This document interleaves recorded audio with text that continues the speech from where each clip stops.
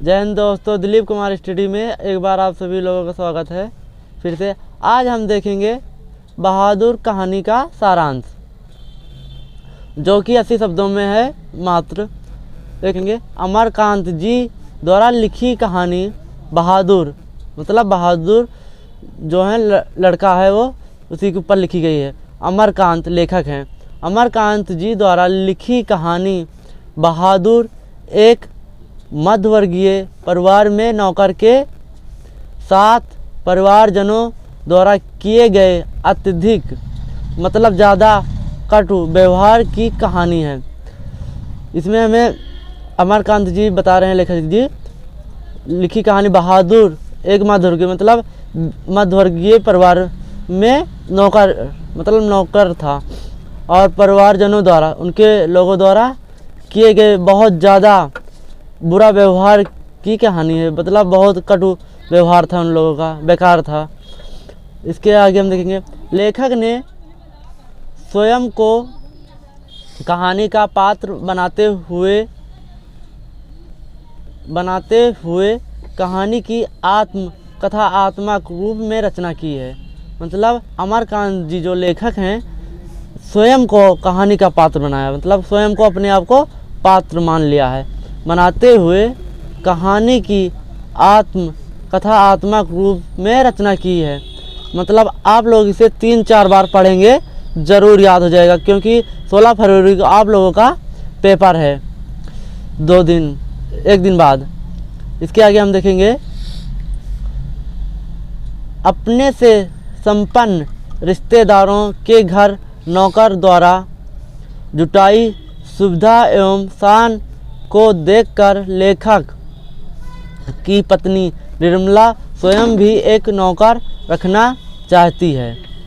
मतलब इसमें क्या कहने का मतलब है हमारा, अपने से संपन्न रिश्तेदारों मतलब रिश्तेदारों में संपन्न है के घर नौकर द्वारा जुटाई सुविधा, मतलब जो नौकर उनके यहाँ थे उनके द्वारा जो जुटाई गई थी सुविधाएं एवं शान, मतलब शान शौकत को देखकर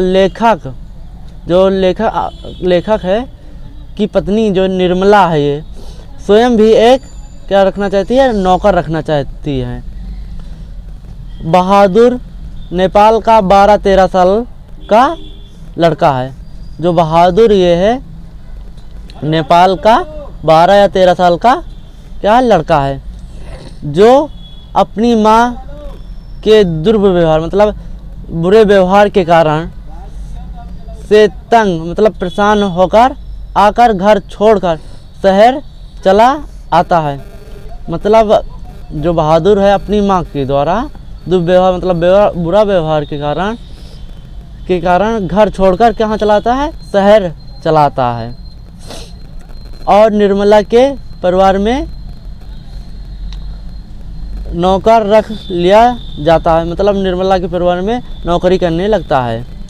निर्मला और उसका परिवार बहादुर के प्रति पहले तो अच्छा व्यवहार करते हैं। मतलब निर्मला जो है लेखक की पत्नी और उसका परिवार जो उसका पूरा परिवार था बहादुर के प्रति पहले तो अच्छा व्यवहार करते हैं, परंतु धीरे धीरे कठोरता बरतने लगते हैं। मतलब धीरे धीरे जो समय बीतता जाता है जैसे वैसे कठोरता उसके प्रति बुरा व्यवहार बरतने लगते हैं। वह घर का सारा कार्य करता है, मतलब जो घर का है वो सारा काम करता है। इसके बावजूद उसके साथ गाली गलौज से मारपीट तक की नौबत आ जाती है। मतलब इसके बावजूद भी उसके गाली गलौज और मारपीट की नौबत आ जाती थी। इतना काम भी करता था पर तब भी इसके मारा जाता था। और इसके आगे देखेंगे चोरी का झूठा इल्ज़ाम लगाकर उसे अपमानित किया जाता। मतलब बहादुर को झूठा इल्ज़ाम लगाकर चोरी का जो अपमानित किया जाता है और पीटा जाता है। फिर अंततः बहादुर घर छोड़कर चला जाता है। अंततः बहादुर क्या करता है, घर छोड़कर कहीं और चला जाता है। अब परिवार के सभी सदस्य उसे ढूंढते हैं। मतलब जो लेखक का पूरा परिवार था बहादुर को क्या करते हैं, ढूंढते हैं, क्योंकि उसके कारण सभी लोग आराम की आदी हो चुके हैं। मतलब जो लेखक के परिवार के सभी लोग हैं आराम के क्या हो चुके थे, आदी हो चुके थे बहादुर के रहने पर। बहादुर की उपयोगिता देखकर सभी अपना घरेलू कार्य करने से घबराते हैं। मतलब जो बहादुर थे, बहादुर जी उनकी उपयोगिता देखकर सभी अपना घरेलू कार्य करने से घबराते हैं, मतलब डरते हैं। फिर आगे देखेंगे, बहादुर के घर छोड़कर जाने पर वे सभी पश्चाताप करते हैं। मतलब बहादुर जब घर छोड़कर चला जाता है तब सभी जो उनसे गलतियां हुई रहती हैं वो पश्चाताप करते हैं तथा अच्छा व्यवहार करने की सोचते हैं। मतलब अब लेखक का परिवार अच्छा व्यवहार करने को सोचता है, परंतु अब पछताए होत क्या जब चिड़िया चुग गई खेत।